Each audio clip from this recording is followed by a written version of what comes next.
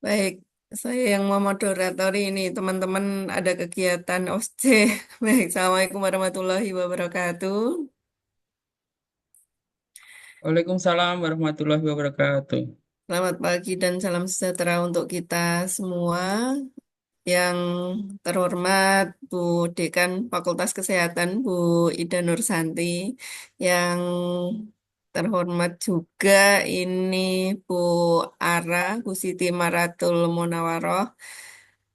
SKM MKM sebagai narasumber kita pada pagi hari ini. Terima kasih sekali Bu sudah meluangkan waktu untuk kita berbagi ilmu terkait dengan metodologi penelitian pengembangan model. Ya. Alhamdulillah pada pagi hari ini kegiatan rutin kita. Jadi ini sesi apa ya? Ngobrol-ngobrol tipis biasanya di kafe tapi ini kita via Zoom gitu yang kegiatannya santai tapi bermanfaat insya Allah ya. Alhamdulillah kegiatan rutin ini bisa terselenggara dalam 1 tahun ini merupakan kegiatan yang terakhir. Nah, tujuan dari kegiatan ini membekali dosen begitu nggih, Bapak Ibu terkait dengan metodologi penelitian khususnya mungkin teman-teman yang mengajukan fundamental ini bagi yang sosum seperti itu eh saintek juga sebenarnya gitu ya kalau kebidanan kemudian keperawatan ya yang lainnya itu juga saintek tapi juga sosial seperti itu sehingga banyak sekali teman-teman yang mungkin membutuhkan metodologi terkait dengan pengembangan suatu model untuk apa diimplementasikan di lapangan seperti itu ya. eh Terkait dengan hal itu mungkin kita bisa mengajukan di Bima dan sekarang kita lagi apa eh jadwal pengajuan seperti itu ya untuk skema fundamental gitu. Nah, ini kebanyakan kan 2 tahun biasanya untuk menyusun sebuah model seperti itu. Ya, eh nanti mohon bimbingannya Bu Aran ya terkait dengan konsep bagaimana kita itu mengembangkan suatu model ya. Teman-teman juga banyak yang di komunitas juga seperti itu.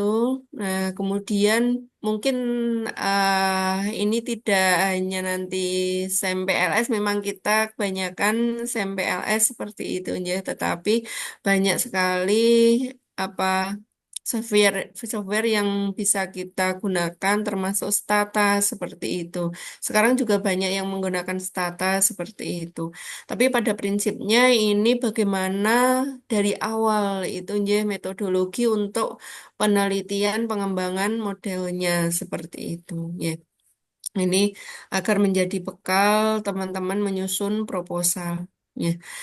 Baik, mungkin itu pengantar dari saya. Ini sekaligus saya memoderatori pada kegiatan pagi hari ini. Begitu ya, Bapak Ibu. Untuk selanjutnya, sambil menunggu yang lain join karena memang banyak sekali kegiatan yang bersamaan dan semua ada deadline-nya begitu. Kita juga ada rekodnya, kemudian nanti juga akan dimasukkan di YouTube seperti itu sehingga apa kita mulai pada kegiatan pagi hari ini.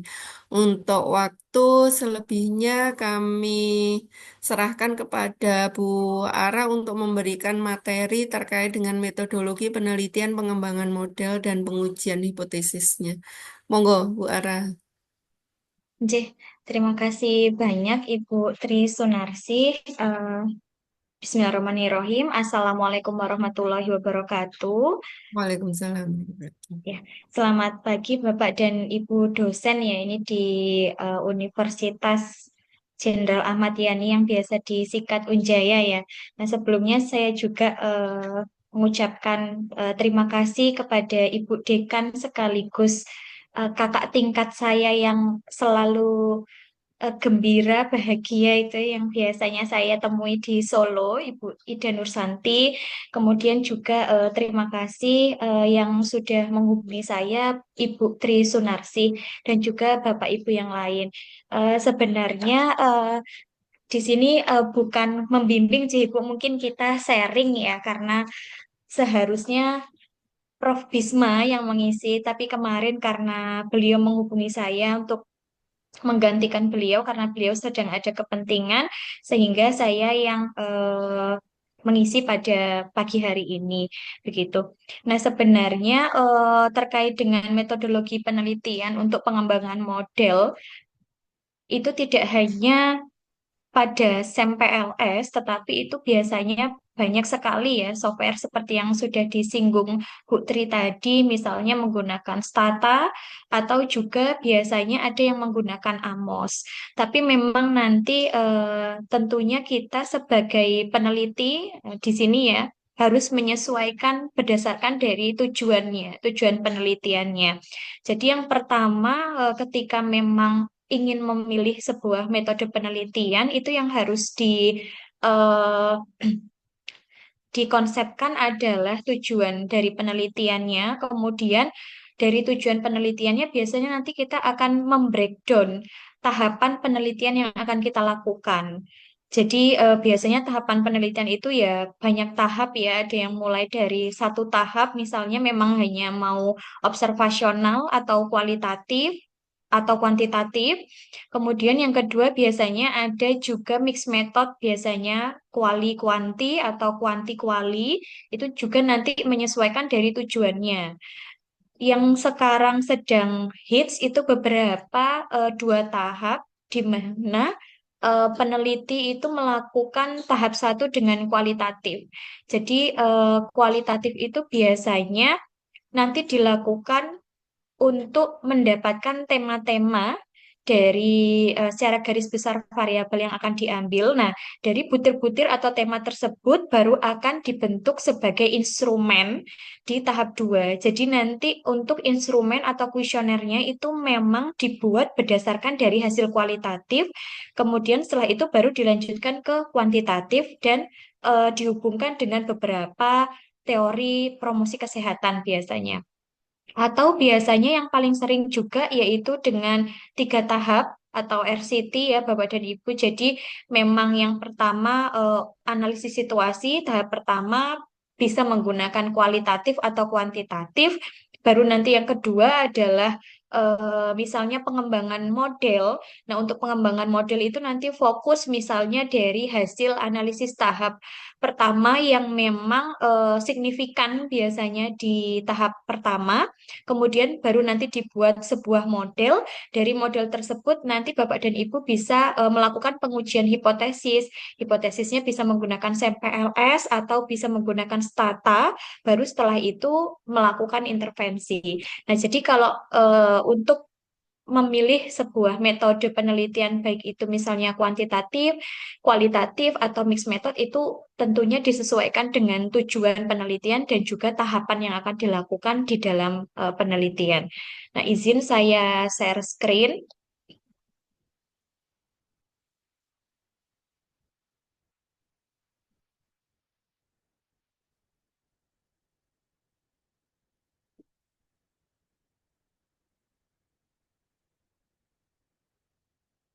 Apakah sudah tampak full screen, J? Sudah. Ya, J. Jadi memang di sini yang akan banyak digali itu adalah SEM ya, baik itu SEM PLS dan juga SEM untuk Stata. Jadi nanti di pertengahan itu akan ada praktik sedikit untuk SEM PLS dengan SEM PLS. Kemudian baru nanti saya lanjutkan secara garis besar.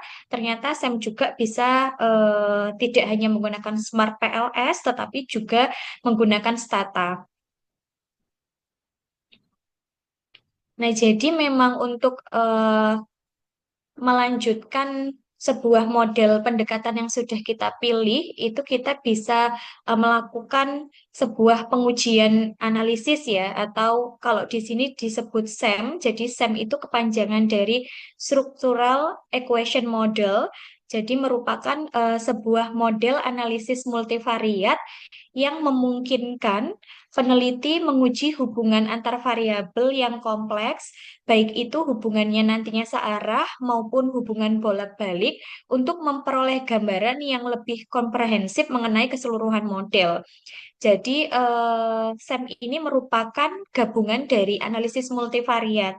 Kalau biasanya Bapak dan Ibu tentunya pasti sudah sangat familiar dengan analisis multivariat, baik itu regresi logistik ganda maupun regresi linear ganda. Nah, kalau SEM ini nanti merupakan gabungan dari beberapa analisis multivariat, baik itu yang logistik maupun linear. Jadi tidak hanya satu hubungan yang searah itu bisa juga dengan menggabungkan beberapa. Jadi tidak hanya satu analisis multivariat. Nah, di sini keuntungannya SEM itu adalah dapat menguji secara bersama-sama.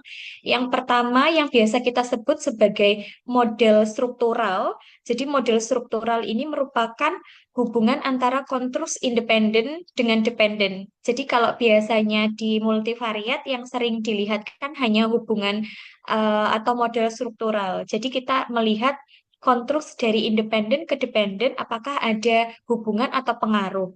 Kalau untuk multivariat sampai di situ. Nah, tapi kalau yang SEM ini selain model struktural, SEM juga bisa melihat model measurement. Measurement itu adalah model pengukuran.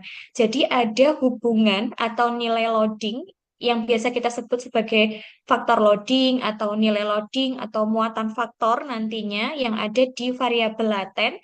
Nah, jadi antara indikator dengan konstruks atau laten. Jadi memang SEM ini bisa digunakan untuk menguji sebuah model yang lebih komprehensif yang terdiri dari dua model. Yang pertama struktural, yang kedua adalah measurement. Nah, ini sebagai ilustrasi, Bapak dan Ibu bisa melihat ada dua gambar. Jadi di sini gambar satu adalah model analisis regresi ganda, lalu gambar dua adalah model analisis jalur. Di mana jika Bapak dan Ibu melihat, di sini perbedaannya adalah pada gambar satu, ini kita memposisikan jika kita sebagai seorang peneliti, maka kita dapat menyelesaikan analisis hanya dengan satu kali, baik itu regresi linier maupun regresi logistik ganda. Tetapi jika kita melihat yang gambar dua, ini kita bisa memposisikan ketika kita akan melakukan regresi multivariat atau regresi linier maupun logistik, itu kita perlu membutuhkan sekurangnya dua persamaan. Kenapa saya menyebutkan seperti itu? Karena jika dilihat di gambar satu, ini kan hanya satu hubungan yang searah saja dari variabel independen ke variabel dependen. Jadi di sini ada tiga variabel. Yang pertama adalah variabel independen X1, lalu yang kedua variabel independen X2, lalu dihubungkan ke variabel dependen yaitu Y. Jadi hanya ada dua variabel independen dihubungkan ke variabel dependen. Sehingga arah hubungannya ini hubungan langsung. Jadi dari independen langsung ke dependen. Tapi kalau yang untuk gambar kedua, untuk gambar model analisis jalur, Bapak dan Ibu bisa melihat bahwasanya di sini ada beberapa panah yang dia ke mediator dulu, baru ke dependen. Jadi kalau misalnya ada yang bertanya, apakah kita boleh menyebutkan istilahnya variabel independen dan dependen di gambar dua itu boleh, tetapi tetap harus menyesuaikan konsepnya. Jadi misalnya kalau dilihat X dan Y, ini variabel X adalah independen, lalu variabel Y adalah dependen, ini boleh disebutkan seperti itu. Atau juga yang Y ke Z maupun X ke Z. Jadi Y sebagai independen, lalu Z sebagai dependen. Tapi kalau misalnya kita mau melakukan analisis dalam satu kali, itu tidak bisa menggunakan analisis multivariat regresi ganda, karena di sini ada lebih dari satu persamaan. Sehingga kita perlu melakukan analisis jalur atau yang biasa kita sebut SEM atau juga bisa kita menggunakan path analysis. Jadi bedanya kalau analisis jalur eh, s- ada beberapa variabel yang tidak langsung menyebabkan ke variabel dependent atau yang biasa kita sebut istilahnya itu variabel endogen. Jadi kalau di SEM itu istilah untuk variabel dependent itu adalah variabel endogen, lalu istilah untuk variabel independen itu adalah variabel eksogen. Nah, biasanya beberapa mudah mengingat dengan cara kalau variabel eksogen itu berarti ada panah panah yang keluar dari dirinya. Jadi variabel eksogen itu adalah variabel yang ada tanda panah keluar dari dirinya. Jadi seperti variabel X, ini variabel eksogen. Atau tidak ada panah yang menuju ke dirinya. Jadi kalau yang Z ini kan ada panah yang menuju ke dirinya. Nah, ini disebut sebagai variabel endogen. Jadi untuk Y, karena ada panah dari X ke Y, jadi disebut variabel endogen. Kemudian untuk yang Z juga ada tanda panah dari X ke Z maupun dari Y ke Z. Jadi ketika memang kita memposisikan sebagai peneliti untuk menganalisis model yang lebih kompleks, di mana model tersebut gabungan dari beberapa analisis multivariat, maka kita bisa menggunakan SEM atau Structural Equation Model. Nah, di sini Bapak dan Ibu bisa melihat bahwasanya variabel Y ini disebut sebagai eh, variabel mediator atau variabel intervening. Jadi X itu bisa mempengaruhi Z melalui Y. Jadi X mempengaruhi Z bisa dengan efek tidak langsung melewati variabel Y. Makanya variabel Y ini kita sebut sebagai variabel mediator atau variabel antara atau nama lainnya intervening variabel. Jadi kegunaannya di sini bagaimana kita bisa memilih kita menggunakan analisis SEM atau multivariat berdasarkan dari nantinya model yang akan kita buat seperti apa. Kalau modelnya hanya efek langsung satu variabel ke variabel dependen, cukup dengan menggunakan analisis regresi ganda. Tapi kalau misalnya lebih dari beberapa analisis multivariat seperti gambar nomor 2, berarti kita lebih tepat atau cocok untuk menggunakan analisis SEM gitu. Kemudian di sini ada ilustrasi gambar. Bapak dan Ibu bisa melihat yang dimaksud dengan hubungan struktural dan hubungan measurement atau hubungan pengukuran adalah seperti tampak di slide ini. Jadi untuk yang dimaksud hubungan struktural di sini contohnya adalah SEM. Jadi misalnya nanti Bapak dan Ibu sudah memiliki variabel di mana variabelnya itu akan dibuat menggunakan analisis SEM atau akan dianalisis menggunakan analisis SEM, maka nanti tampilannya seperti ini salah satu contohnya Bapak dan Ibu. Jadi untuk yang dimaksud hubungan struktural itu adalah hubungan dari masing-masing variabel yang terukur. Jadi di sini misalnya ada 3 variabel laten yang terukur.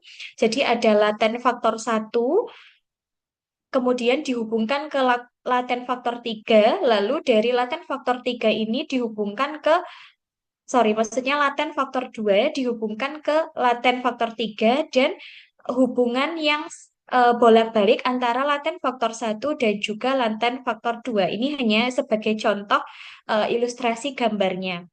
Jadi ini yang dimasukkan hubungan struktural. Jadi dari laten faktor 1 ke laten faktor 2 atau laten faktor 2 ke laten faktor 3 atau arah bolak-balik dari laten faktor 1 ke laten faktor 2.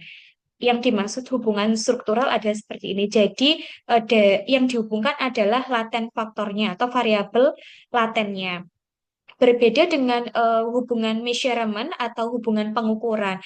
Ketika yang dimaksudkan adalah hubungan pengukuran, berarti dari satu variabel laten, misalnya di sini laten faktor 3, itu dibentuk oleh indikator apa saja. Nah, di sini dibentuk misalnya dari indikator observe variabel nomor 8, kemudian observe variabel 9 namanya, dan observe variabel 10. Nah, ini hanya sebagai contoh J Bapak dan Ibu. Nanti untuk penamaan ini bisa menyesuaikan dari kuesioner Bapak dan Ibu. Begitupun misalnya untuk laten faktor satu, di sini terbentuk dari 3 item pertanyaan atau yang kita sebut sebagai indikator. Jadi observe variabel satu, ini observe variabel 2, observe variabel 3, ini adalah sebagai indikator. Kemudian laten faktor 2 itu juga dibentuk oleh 4 indikator di mana ada observe variabel 4, 5, 6, dan 7.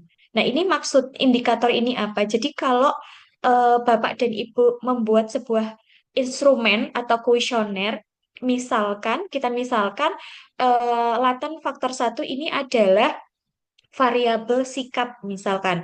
Nah, sikap. Nah, sikap ini di kuesioner itu terdiri dari 3 item pertanyaan.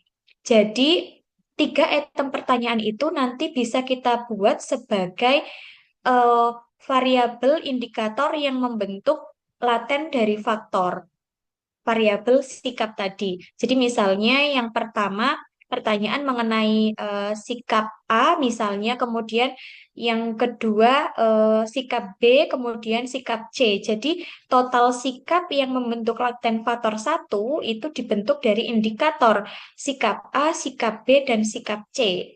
Jadi nanti kalau misalnya satu variabel misalnya depresi gitu, menggunakan misalnya instrumen EPDS yang totalnya misalnya ada 12 atau 20, berarti nanti indikatornya ini ada 12 atau totalnya ada 20 sesuai dengan jumlah item pertanyaan dari kuesioner Bapak dan Ibu. Jadi di sini adalah contoh gambar SEM dari 3 variabel laten. Kalau misalnya nanti akan membuat variabel latennya lebih dari 3, itu juga bisa. Berarti nanti ada misalnya gambar satu lagi di sini yang menunjukkan laten faktor 4. Itu menyesuaikan dari variabel dan juga data yang Bapak Ibu miliki. Kemudian ada contoh SEM yang lain di sini bisa dilihat. Jadi untuk yang measurement model A ada 3 measurement, ada berarti ada 3 komponen pengukuran atau model pengukuran. Ada model pengukuran A, lalu pengukuran B, kemudian model pengukuran C. Nah, dari masing-masing model pengukuran ini, yang variabel A, variabel laten A itu terdiri dari 2 indikator, yaitu pertanyaan variabel satu dan variabel 2. Lalu untuk laten variabel B itu terdiri dari 3 indikator, yaitu 3, 4, dan 5. Lalu untuk yang pengukuran variabel laten C terdiri dari 6 dan 7. Nah, ini dari CFA masing-masing. Nah, ketika CFA ini dihubungkan dari masing-masing laten itu bisa nanti disebut sebagai komponen struktural tadi. Yang paling besar ini kotak paling besar. Jadi kalau struktural itu menghubungkan antar variabel laten, tapi kalau misalnya pengukuran berarti variabel laten ini dibentuk dari indikator apa saja. Itu sesuai dari kuesioner Bapak dan Ibu. Kemudian biasanya banyak istilah yang Bapak Ibu bisa lihat di sini untuk measurement model A di sebelah pojok kiri itu ada istilah CFA. Jadi CFA itu adalah confirmatory factor analysis. Nah, itu biasanya ada istilah lain itu ada EFA atau explanatory factor analysis. Nah, bedanya apa? Jadi kalau untuk yang analisis faktor itu sebenarnya dilakukan untuk kita membuat sebuah variabel baru yang nantinya misalnya dari 20 item pertanyaan bisa kita buat menjadi 5. Jadi mereduksi bahasanya. Jadi kita membuat variabel baru dengan cara misalnya mereduksi. Nah, untuk analisis faktor itu ada dua, Bapak dan Ibu, yang sering digunakan istilahnya ada EVA dan juga CFA. Kalau yang EVA itu merupakan salah satu teknik analisis yang digunakan untuk melihat sekelompok variabel berdasarkan kemiripannya. Jadi variabel yang dimaksud adalah item instrumen. Nah, ini sama seperti yang ini. Jadi nanti gambarnya seperti ini Bapak dan Ibu. Jadi misalnya ada laten variabel dibentuk oleh berapa indikator. Kemudian dari masing-masing indikator, misalnya tadi ada 20 indikator, ya berarti nanti ada indikator 1 sampai indikator 20. Nah, bedanya untuk EVA dan CFA, kalau EVA ini di mana kita sebagai peneliti tidak memiliki informasi awal atau hipotesis yang bisa dijadikan acuan. Jadi peneliti berangkat dari indikator yang belum jelas, kemudian nanti membentuk sebuah variabel baru atau faktor baru. Nah, biasanya EVA ini sering digunakan dalam tahap awal pengembangan instrumen. Jadi kalau EVA itu digunakan dalam tahap awal pengembangan instrumen. Tapi kalau CFA itu biasanya digunakan untuk menguji indikator yang sudah dikelompokkan berdasarkan variabel laten atau konstruks yang konsisten berada dalam konstruks tersebut atau tidak. Jadi kalau dalam CFA, peneliti sudah mengembangkan model hipotesis berdasarkan kerangka teoritis atau penelitian sebelumnya yang dijadikan sebagai acuan. Jadi kalau yang EVA itu sebagai tahap awal pengembangan instrumen karena tadi belum memiliki acuan, jadi berangkat dari indikator yang belum jelas, kemudian membuat sebuah variabel laten. Tapi kalau CFA itu bahkan sudah ada model hipotesis yang berdasarkan kerangka teoritis atau penelitian sebelumnya. Jadi kalau CFA digunakan untuk memvalidasi atau mengkonfirmasi teori pengukuran dengan cara menguji hubungan antara sejumlah variabel terukur dan suatu faktor variabel laten begitu. Bedanya EVA dan CFA. Karena nanti istilah ini sering digunakan.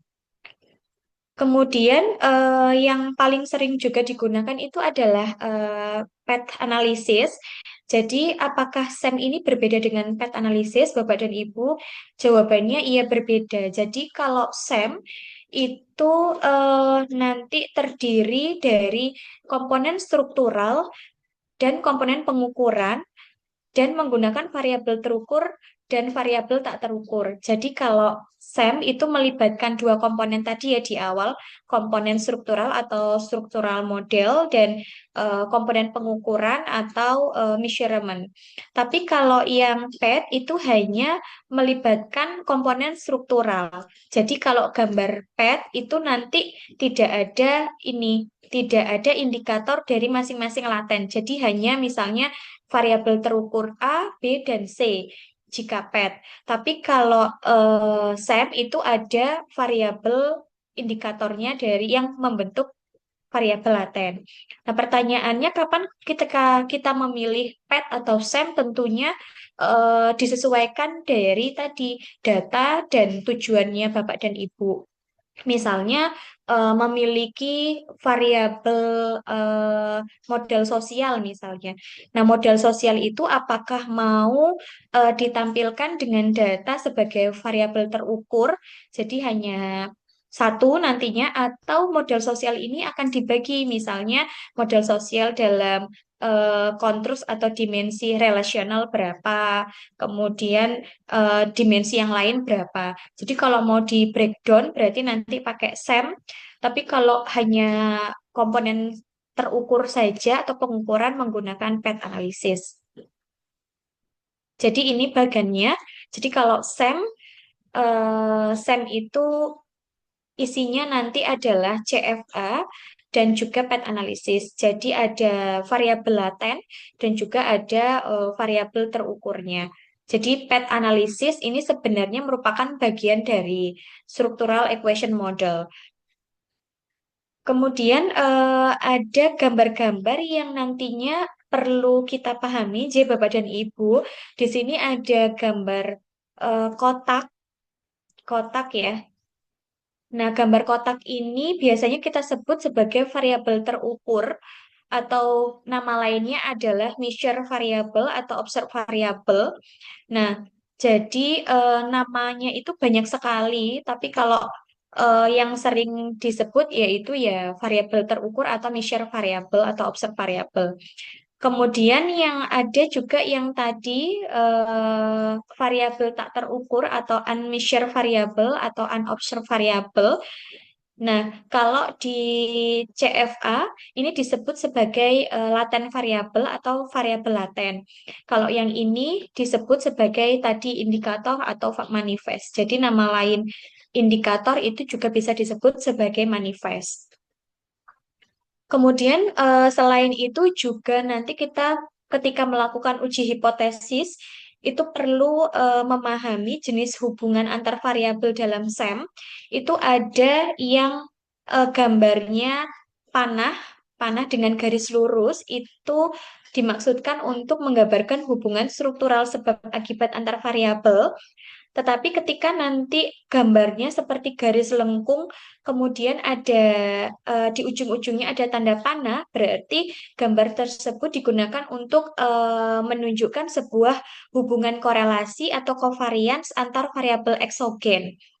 Begitu. Jadi yang gambar di sebelah kanan ini hanya bisa digunakan untuk hubungan korelasi pada variabel eksogen, tidak dapat digunakan untuk menghubungkan korelasi di variabel endogen. Tapi kalau yang sebelah kiri, yang gambar lurus, ini bisa digunakan baik di eksogen maupun endogen. Tadi J, Bapak dan Ibu, kalau eksogen itu yang tidak ada panah menuju ke dirinya. Tapi kalau yang endogen itu ada panah menuju ke dirinya. Nah, endogen itu contohnya sama seperti variabel dependent ketika dilakukan di analisis multivariat. Kalau yang eksogen biasanya sama seperti variabel independen. Kemudian di sini tadi masih perbedaan variabel terukur dan variabel laten dalam SEM. Jadi kalau variabel terukur itu tidak memiliki measurement error. Dalam variabel laten itu ada measurement error. Jadi ketika nanti kita membuat baik itu CFA atau EVA itu pasti akan muncul error measurement dari masing-masing indikator.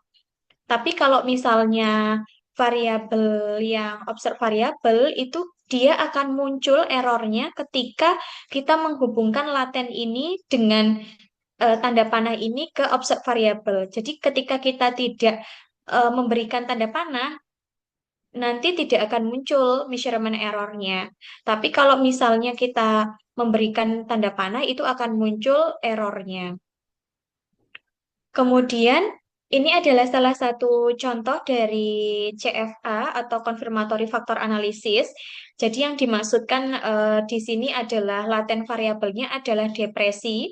Jadi depresi ini gejalanya ada di sini fatigue, kemudian insomnia, kemudian loss of interest, kemudian uh, suicidal thoughts ini ya Bapak dan Ibu. Jadi ada 4 gejala di mana di sini juga dari masing-masing gejala itu juga pasti akan muncul error dari masing-masing dan juga nilai yang di sini disimbolkan B1, B2, B3, dan B4.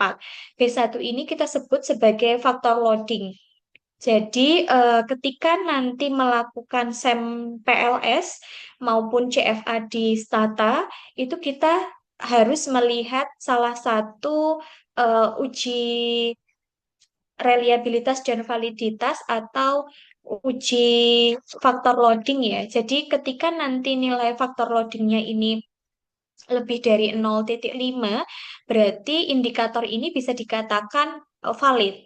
Tetapi ketika nanti nilai faktor loadingnya ini misalnya yang B2 ini kurang dari 0,5 berarti bisa dikatakan tidak valid.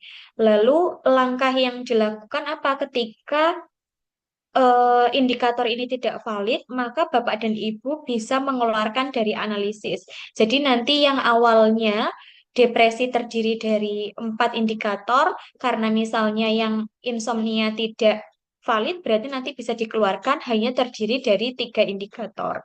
Jadi memang sebelum kita mendapatkan sebuah model yang final, itu memang ada beberapa hal-hal yang harus dilakukan. Salah satunya misalnya melakukan uji validitas, kemudian uji diskriminan atau kolineritas. Nah, itu nanti beberapa langkah yang memang harus dilakukan untuk mendapatkan suatu model yang baik.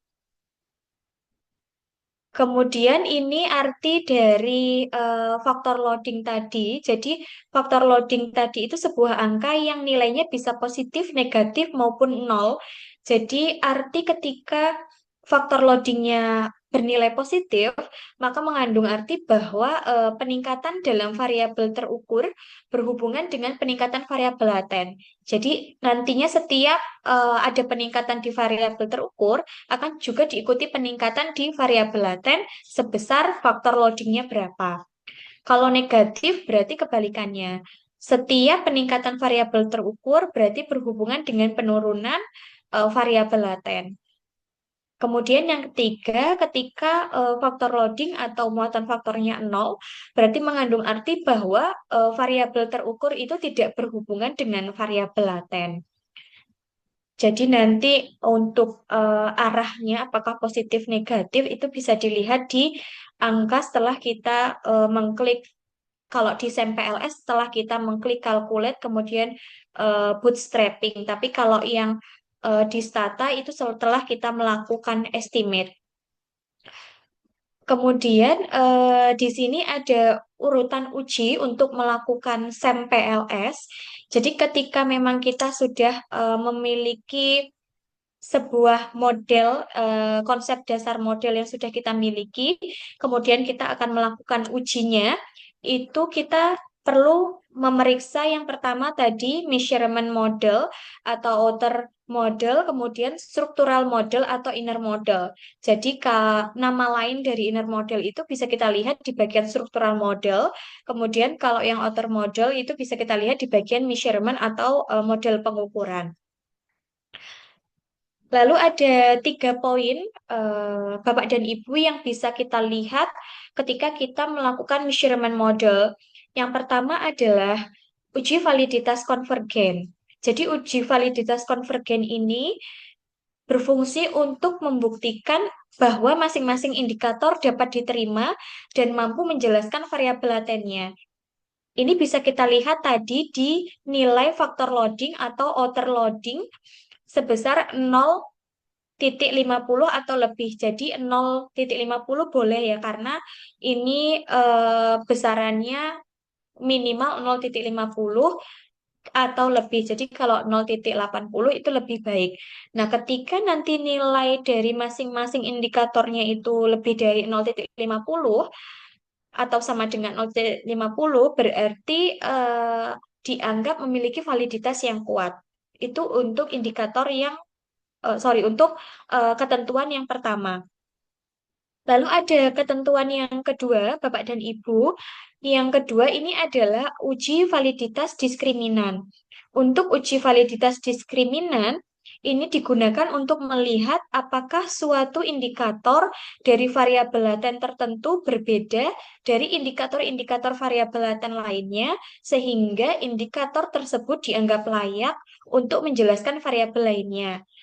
Untuk uji validitas diskriminan itu kita bisa melihat dari nilai AFE yang nilainya nanti lebih dari 0,5. Atau bisa juga melihat nilai akar AV yang ketika nanti nilai akar AV-nya ini lebih besar dari korelasi antara sesama variabel laten, maka dianggap memenuhi validitas diskriminan. Jadi sudah 2 ketentuan untuk yang measurement model. Yang pertama adalah uji validitas konvergen dari nilai faktor loading. Kemudian uji validitas diskriminan itu bisa dari nilai AFE atau akar AFE. Lalu uji yang ketiga adalah uji kolineritas outer model. Jadi uji kolinearitas ini digunakan untuk melihat terjadinya sebuah korelasi antar indikator pada variabel laten dalam suatu model. Kemudian, jadi kalau nanti nilai variance inversion faktornya atau eh, VIF-nya ini kurang dari 5, maka tidak terjadi kolineritas. Jadi nanti kita perlu memeriksa dulu measurement model sebelum kita melakukan atau mengestimasi parameter atau melakukan uji hipotesis. Kemudian yang kedua dari struktural model atau model struktural itu kita bisa melakukan uji reliabilitas. Uji reliabilitas bisa kita lihat pada nilai alpha Cronbach atau nanti nilai composite reliability. Jadi cut-off point-nya adalah lebih dari sama dengan 0,7. Jadi kalau nilainya nanti lebih dari sama dengan 0,7, maka konstruksi tersebut dianggap reliable. Kemudian struktural model yang lain yaitu dengan melihat nilai adjusted R square. Bapak dan Ibu pasti sudah tidak asing ya dengan istilah adjusted R square. Jadi kalau namanya sudah ada adjusted berarti sudah dilakukan analisis multivariat atau sudah dilakukan analisis untuk mengontrol confounding atau variabel perancu. Nah, adjusted R square ini bertujuan untuk melihat pengaruh dari masing-masing variabel laten eksogen terhadap variabel laten endogen. Jadi nantinya eh, model yang kita buat itu mampu menjelaskan seberapa besar prediksi dari variabel endogen. Jadi misalnya kita mau melihat perilaku perilaku misalnya pengendalian preventif hipertensi. Perilaku preventif hipertensi ini dipengaruhi oleh dua variabel eksogen, misalnya sikap dan pengetahuan. Nah, jadi nanti ketika nilai adjusted R square-nya itu lebih dari 50, berarti variabel sikap dan pengetahuan tadi dia mampu menjelaskan kejadian prediksi untuk pengendalian preventif hipertensi itu sebesar 0,50 atau 50%. Nah, nanti sisanya dipengaruhi oleh siapa? Karena kan biasanya kalau pengaruh itu 100%. Nah, nanti sisanya dipengaruhi mungkin oleh variabel lain yang tidak diteliti pada penelitian ini. Jadi adjusted R square itu digunakan untuk melihat seberapa besar pengaruh dari masing-masing variabel laten eksogen atau independen terhadap kejadian variabel dependen. Kemudian ini adalah salah satu contoh dari hasil uji hipotesis. Jadi kalau menggunakan SEM PLS nanti munculnya seperti ini Bapak dan Ibu. Jadi ada keterangan dari variabel dari X1 ke Y, X2 ke Y, berarti variabel independen X1 ke variabel Y, tapi kalau di SEM berarti sebutnya variabel eksogen ke endogen, variabel eksogen X2 ke variabel endogen Y, variabel eksogen X3 ke variabel endogen Y, dan variabel eksogen X4 ke variabel endogen Y. Kemudian ada keterangan nilai original sampel. Original sampel itu adalah nilai PET koefisien. Jadi ketika melakukan uji hipotesis, nanti yang dilihat adalah yang pertama adalah nilai PET koefisien. Jadi nilai PET koefisiennya ini apakah arahnya positif atau negatif. Karena kalau misalnya arahnya positif, berarti setiap peningkatan X1 itu akan diikuti dengan peningkatan Y sebesar 0,14. Namun ketika nanti hasilnya negatif, jadi misalnya setiap peningkatan X1 akan diikuti dengan penurunan Y sebesar 0,14 jika hasilnya negatif. Tapi kalau dilihat di sini salah satu contohnya hasilnya adalah positif semua. Kemudian selain itu yang perlu kita lihat adalah uji hipotesis. Jadi uji hipotesis itu adalah nilai p-value-nya, apakah nilainya signifikan secara statistik atau tidak. Kalau nilainya cut-off point-nya 0,05 kurang dari 0,05 berarti signifikan, secara statistik signifikan. Jadi pengaruhnya bagaimana, lalu apakah signifikan atau tidak. Jadi kalau dilihat dari ini berarti X1, X2, X3, dan X4 itu semuanya berpengaruh positif dan signifikan secara statistik. Lalu sebenarnya juga Bapak dan Ibu bisa melihat apakah nilai T statistiknya itu lebih besar daripada T tabel. Nah, ketika nanti hasilnya dibandingkan misalnya, berarti dia memenuhi. Nah, ini mungkin nanti Bapak dan Ibu bisa dilihat ya, karena kita di sini tidak tahu di sini sampelnya berapa. Karena kalau T statistik itu kan harus tahu dulu jumlah sampelnya berapa, kemudian dikurangi sama jumlah variabelnya berapa. Jadi misalnya di sini variabelnya 4, kemudian sampelnya atau subjeknya 100, berarti 100 dikurang 4, kemudian ditarik ke ini two tile atau one tile gitu. Kemudian dilihat nilai T tabelnya berapa, baru dibandingkan. Jadi di sini yang penting untuk diingat Bapak dan Ibu untuk uji hipotesis adalah dilihat p-value dan koefisien.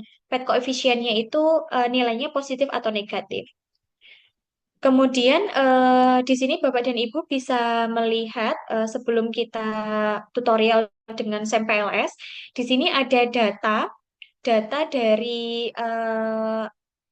indikator, ada A1, A2, A3, kemudian SN1, SN2, SN3, lalu ada PBC1, PBC2, PBC3, kemudian ada I1, I2, I3, dan B1, B2, B3. Nah, ini saya kurang memberikan keterangan. Jadi sebenarnya ini adalah scoring karena skala Likert Bapak dan Ibu. Jadi scoring dari variabel dengan eh, teori plan of behavior. Jadi ini adalah konstruks TPB di mana A itu adalah sikap, jadi attitude ya. Jadi saya beri keterangan A1, A2, dan A3. Jadi variabel sikap yang saya miliki itu di terdiri dari 3 indikator. Jadi kuesioner sikap saya itu terdiri dari 3 item pertanyaan A1, A2, dan A3. Lalu untuk SN ini adalah norma subjektif atau subjective norms. Nah, subjective norms ini juga terdiri dari 3 item pertanyaan. Ada SN1, SN2, dan SN3. Lalu PBC itu adalah persepsi kendali perilaku. Jadi di sini adalah perceived behavior control. Ada 1, 2, dan 3. Lalu I adalah intention atau niat. Niat juga terdiri dari 3 item pertanyaan. Kemudian B itu adalah behavior atau perilaku. Perilaku juga terdiri dari 3 item pertanyaan. Jadi nanti ketika ingin melakukan SEM dengan PLS, SEM PLS ya tentunya kalau melakukan PET analisis itu bisa langsung dengan misalnya menggunakan total dari attitude. Jadi misalnya nanti di sini ada kolom baru sebelum SN, misalnya kolom baru yang isinya atau namanya itu adalah total dari skor sikap. Jadi nanti dari 4, 5, dan 3 itu dijumlahkan. Nah, itu bisa kita sebut sebagai variabel sikap. Nah, kalau menggunakan SAMPLS, itu kita harus mengentry datanya itu berdasarkan masing-masing itemnya. Jadi di sini misalnya tadi attitude 1, 2, dan 3 sampai dengan behavior 1, 2, dan 3. Jadi ini scoringnya itu saya dapat dari pertanyaan yang sudah dijawab oleh subjek atau responden di Bapak dan Ibu. Jadi misalnya responden pertama untuk attitude A1 ini menjawab misalnya kalau skala Likert kan mulai dari misalnya sangat tidak setuju, kemudian tidak setuju, setuju, kemudian sangat setuju dan eh, sangat setuju begitu. Kemudian misalnya di sini ada Likertnya ada 5 misalnya dari 1, 2, 3, 4, 5. Jadi ini kita berikan skor sesuai dengan penilaian atau sesuai hasil yang sudah dijawab responden. Kemudian kita masukkan, jadilah hasilnya seperti ini. Nah, ini saya importnya di Excel. Jadi nanti ketika di SEM PLS itu bisa langsung ekspor atau impor dari Excel ke SEM PLS. Nah, sekarang kita coba terlebih dahulu sebelum nanti kita secara garis besar juga lihat di Stata. Jadi saya izin stop share, saya share ulang untuk yang SEM PLS.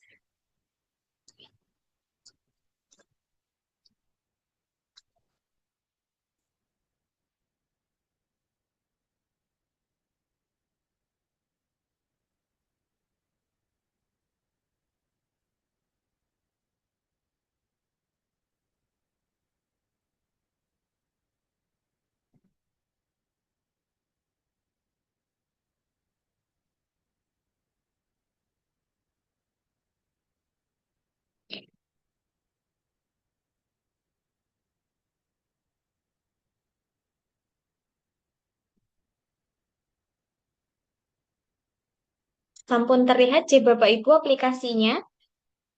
Jadi kalau untuk SEM PLS ini atau PLSM itu sedikit berbeda ya dengan Stata. Tapi menggunakan Stata atau SEM PLS itu sama hasilnya. Cuman kalau saya lebih suka menggunakan Stata karena untuk mencari kesesuaian modelnya itu lebih mudah dibandingkan yang SEM PLS. Nah, nanti caranya misalnya di sini kita buat eh, kita masukkan dulu datanya ya karena kita baru misalnya kita buat new project latihan lalu kita create. Lalu dari latihan ini kita bisa import datanya. Kita pilih yang data latihan SEM 1 misalnya. Kemudian setelah itu kita import. Nah, ketika datanya sudah berhasil, maka tampilannya akan seperti di depan. Kemudian kita karena tadi ada 5 variabel yang kita miliki, nah kita akan coba membuat satu variabel, membuat sebuah SEM dari 5 variabel tersebut. Jadi misalnya kita beri nama latihan, kemudian kita simpan. Lalu kita di sini ada menu-menunya, kemudian ada variabel yang sudah masuk, kemudian kita pilih di sini laten variabel, kita klik, lalu kita eh, pindahkan ke gambar atau tampilan yang besar yang di tengah. Kita pilih misalnya kita tulis behavior, kemudian kita klik OK. Lalu kemudian kita misalnya karena memiliki 5 variabel, misalnya kita coba 3 dulu, misalnya intention, kemudian kita, nah ini bisa di-adjust nanti Bapak dan Ibu sesuai dengan kebutuhan, misalnya mau diletakkan di mana. Jadi misalnya yang kita masukkan adalah intention, attitude, dan juga behavior. Jadi dari 5 variabel, yang kita masukkan 3 misalnya. Kemudian ini kita bisa pindah-pindah. Kalau mau pindah kita pilih yang select dulu ya, Bapak dan Ibu. Kemudian ini kita sesuaikan sesuai dengan keinginan. Keinginan kita mau diletakkan sebelah mana. Misalnya seperti ini. Kemudian setelah kita selesai membuat latihan variabel, kita perlu memasukkan indikatornya dari variabel intention. Berarti kita masukkan yang I1, kemudian I2 dan I3 kita sorot blok, kemudian kita tarik. Jadi nanti indikator 1, 2, dan 3. Lalu misalnya setelah itu yang attitude, attitude berarti A1, A2, dan A3 kita tarik juga. Kemudian behavior, behavior berarti B1, B2, dan B3 juga kita ambil, kemudian kita tarik. Nah, ini sudah terbentuk laten variabelnya. Jadi ini yang dimaksud tadi ya, variabel laten di mana variabel laten intention terdiri dari 3 indikator item pertanyaan. Kemudian dari masing-masing laten ini kita akan hubungkan sebagai komponen komponen pengukuran. Jadi dari attitude saya hubungkan ke behavior, lalu kemudian dari intention saya hubungkan juga ke behavior. Jadi ini adalah salah satu contoh ketika kita membuat model atau konsep. Walaupun sebenarnya kalau kita lihat misalnya ini teori TPB, berarti seharusnya masih ada dua variabel lagi. Jadi mungkin kita coba dulu ya, kita masukkan 5 variabel, tapi nanti yang kita estimate kita hapus saja. Jadi misalnya di sini ada subjective norm, kemudian ada variabel lagi adalah PBC atau Perceived Behavior Control. Nah, untuk yang subjective norms itu juga kita masukkan SN1, SN2, dan SN3. Lalu yang PBC juga sama. PBC 1, 2, dan 3. Masukkan.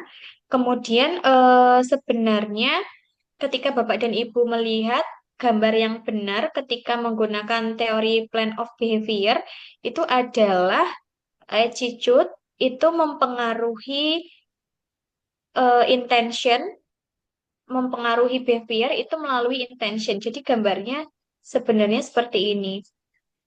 Nah, ini kita juga bisa adjust ya. Misalnya kita mau pindah ininya di sebelah kiri biar nggak berantakan, itu bisa. Ini kita pindah di sebelah atas misalnya biar nggak terlalu sempit. Terus ini attitude, kemudian subjective norm juga kita pindah di sebelah kiri misalnya. Ini kita pindah.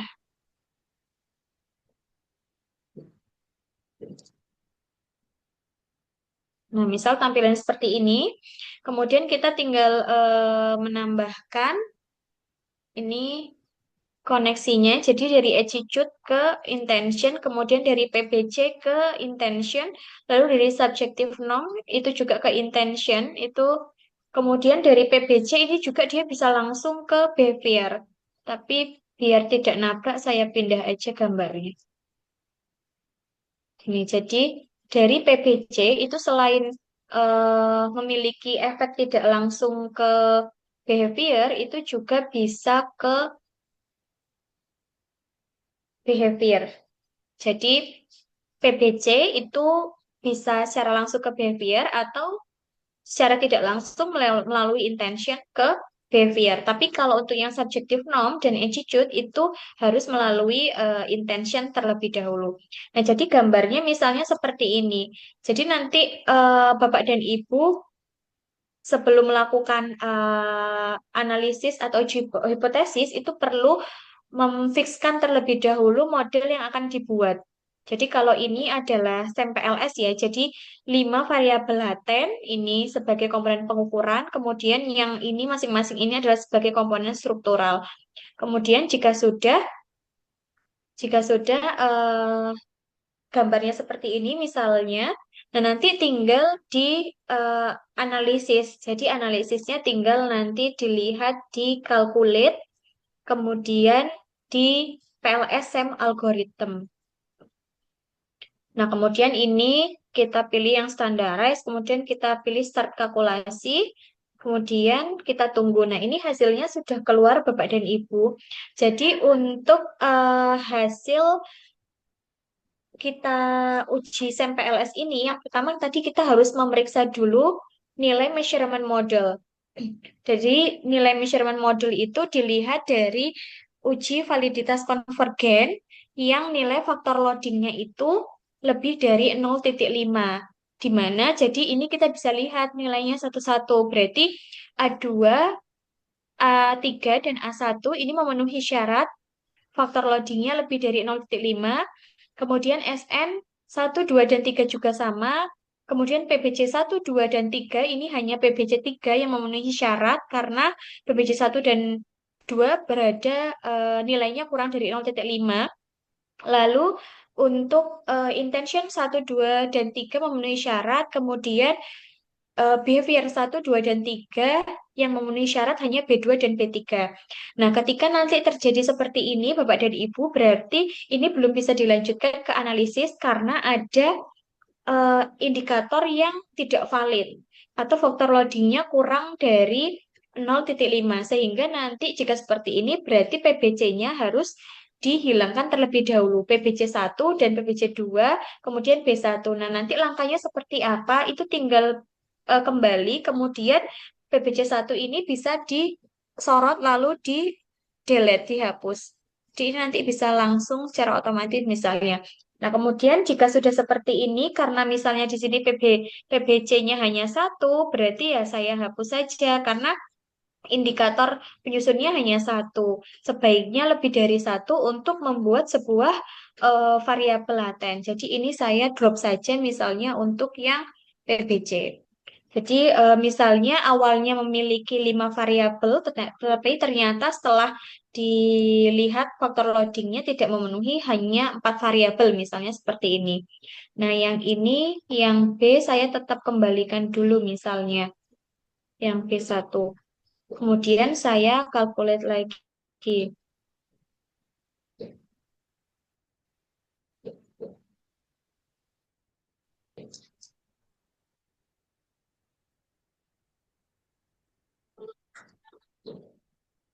Oke, sedang proses nih Bapak dan Ibu. Calculate, same, kemudian sub. Nah, ini setelah dilakukan tadi ya, setelah dibuang, jadi kita tidak perlu mengupayakan item itu valid, tetapi kalau memang nggak valid ya langsung dihapus saja atau dihilangkan dari analisis, lalu dianalisis ulang. Nah, ternyata setelah dianalisis ulang, ini untuk yang intention juga masih sama, Bapak dan Ibu. Ternyata intention yang awalnya tadi valid menjadi tidak valid setelah variabel PPC dibuang. Nah, itu nanti untuk uji yang pertama atau uji validitas konvergen. Kemudian selain dari uji validitas konvergen, tapi ini kita asumsikan untuk praktik ini kita asumsikan sudah valid. Yang kedua itu ada uji validitas diskriminan yang itu dilihat dari nilai AFE tadi. Jadi untuk nilai AFE kita bisa ke menu bagian ini diskriminan validity atau konstruks reliabilitas dan validitas. Jadi ada konstruks reliability dan validity, kita klik yang overview. Jadi di sini ada nilai AFE ya, Bapak dan Ibu. Jadi untuk nilai AFE-nya di sini yang memenuhi syarat adalah yang attitude dan intention, yang behavior dan subjective norm tidak memenuhi syarat, sehingga harus dihilangkan dari analisis sebelum nantinya kita melakukan estimasi parameter. Jadi sebenarnya juga untuk memudahkan ketika memang angkanya sudah berwarna hijau itu sudah pasti sudah valid. Kayak seperti yang attitude dan intention kalau warnanya hijau pasti valid. Kemudian untuk akar AFE kita bisa lihat di bagian ini diskriminan validity yaitu Fornell-Laker criterion. Nah, Fornell-Laker criterion ini kalau akar AFE-nya itu nilainya lebih besar dari nilai estimasi yang lain, maka dia diskriminan validity-nya terpenuhi. Nah, kalau kita lihat di sini nilainya itu tidak terpenuhi untuk yang attitude, subjective norm, dan juga intention. Jadi masih besar nilai yang subjective norm dan intention. Gitu. Lalu untuk measurement model yang lain yaitu untuk uji kolineritas. Nah, uji kolineritas itu bisa kita lihat di kolineritas statistik yang bagian outer model. Jadi kalau nilai VIF-nya ini eh, VIF-nya ini lebih dari 0,5 berarti sudah memenuhi atau sorry, maksudnya kalau kurang dari 0,5 berarti tidak terjadi kolineritas. Nah, ini nilainya kurang dari 0,5 semua. Ah, Nilainya kurang dari 5 semua berarti tidak terjadi kolineritas. Bukan 0,5 tetapi 5. Lalu selain itu, selain measurement model, kita juga perlu melakukan structural model dengan cara melihat nilai alpha Cronbach dan juga composite reliability. Nah, untuk alpha Cronbach itu bisa kita lihat di bagian construct reliability dan validity. Kemudian kita pilih yang overview tadi. Di sini ada nilai Cronbach alpha dan juga composite reliability. Nah, ketika nilainya atau warnanya hijau, berarti dia terpenuhi. Tetapi di sini untuk Rombah Alpha karena cut off point-nya 0,7 berarti tidak ada yang terpenuhi. Kemudian untuk composite reliability juga tidak ada yang terpenuhi. Sehingga jika tidak ada yang terpenuhi, sebenarnya model yang sudah dibuat ini tadi belum bisa dilanjutkan untuk diestimasi parameternya atau untuk melihat besarnya pengaruh atau pet coefficient. Tapi karena ini hanya sebagai praktik Bapak dan Ibu, jadi kita asumsikan ini adalah sudah memenuhi persyaratan uji SEM PLS. Jadi dari nilai measurement kemudian dari nilai strukturalnya sudah terpenuhi sehingga bisa kita lanjutkan ke bootstrapping. Jadi kita pilih yang calculate lalu bootstrapping. Kemudian kita pilih di sini sampelnya adalah 100. Kemudian kita start kalkulasi, kemudian kita lihat hasilnya. Nah, ini hasilnya untuk pet koefisiennya itu kita bisa lihat di bagian pet koefisien. Kemudian di sini. Jadi di sini ada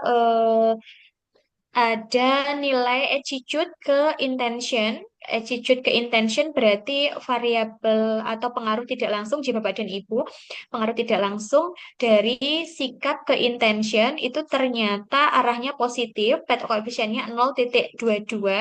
Berarti setiap peningkatan satu skor attitude itu diikuti dengan peningkatan intention sebesar 0,227 unit. Dan untuk hasilnya itu bisa kita lihat bahwasanya hasilnya adalah signifikan dan secara statistik signifikan. Kemudian untuk intention ke behavior. Jadi intention ke behavior ini adalah positif juga pet koefisiennya dengan nilai 0,275 dengan signifikansinya juga signifikan. Jadi setiap peningkatan satu skor intention itu akan diikuti dengan peningkatan perilaku pencegahan misalnya itu sebesar 0,27 unit dan hasilnya secara statistik signifikan.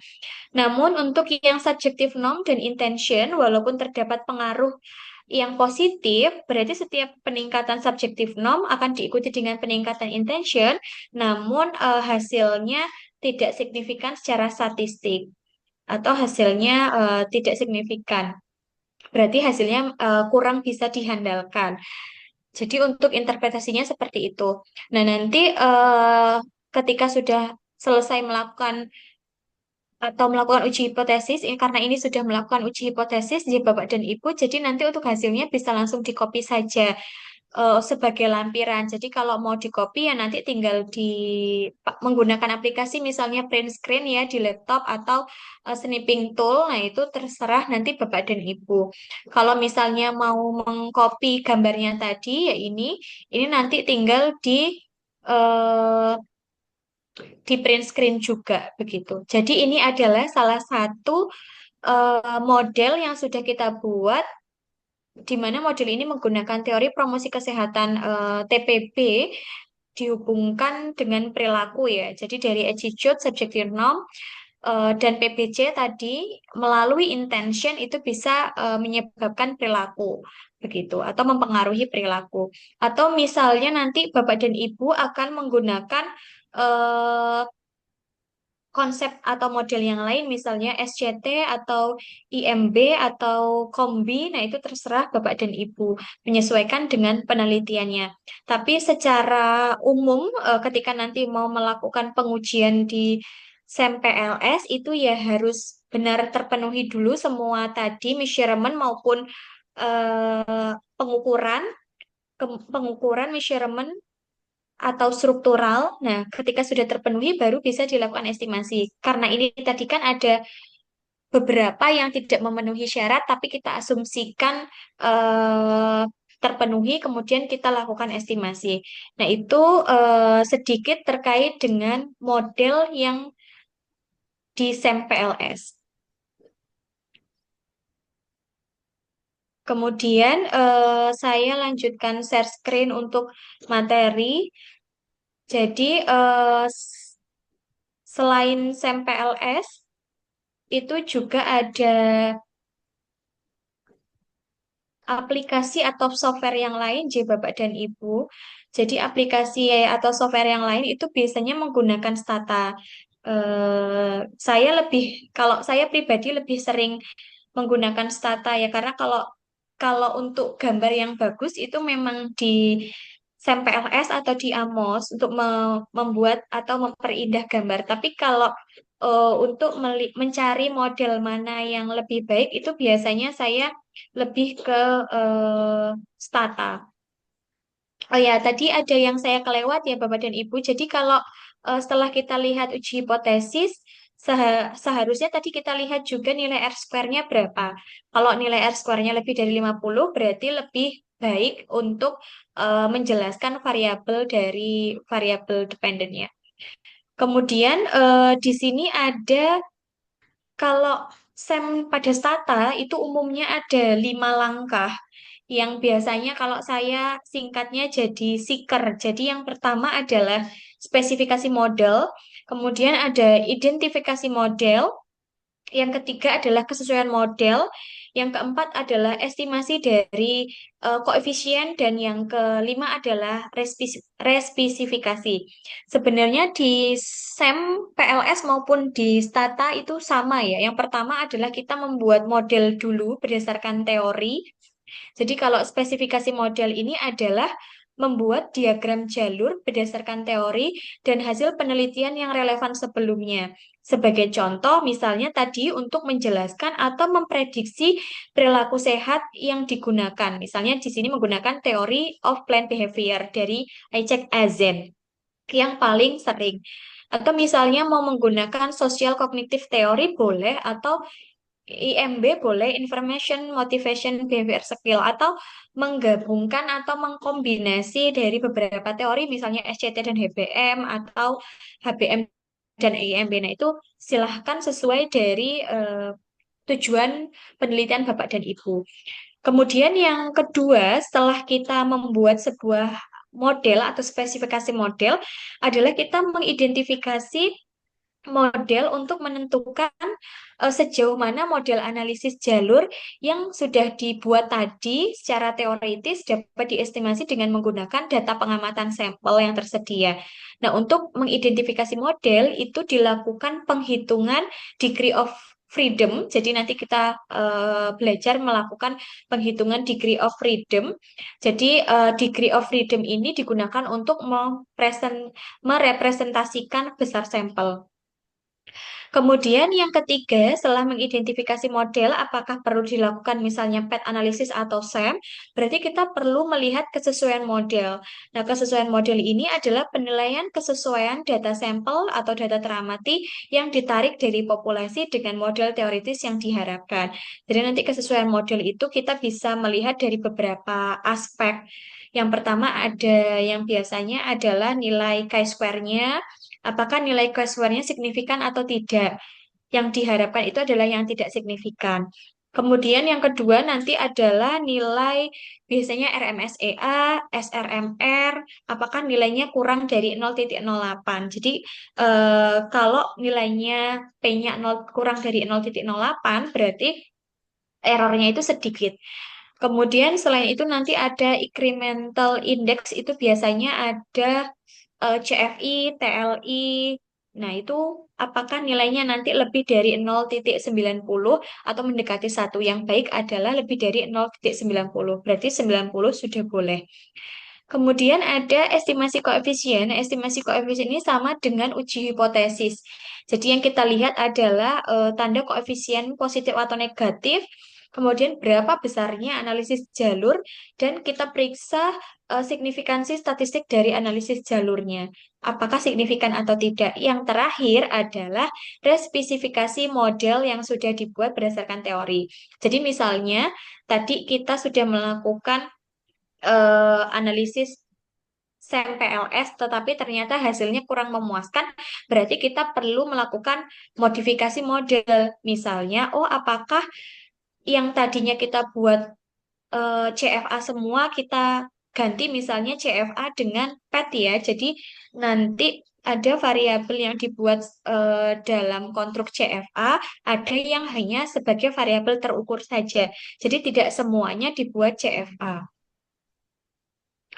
Nah, ini adalah contoh spesifikasi model J Bapak dan Ibu. Jadi membuat model sebelum dilakukan pengujian tadi. Jadi ini adalah contoh dari teori of planned behavior. Jadi attitude, sikap seseorang itu akan mempengaruhi perilaku sehat seseorang melalui niat.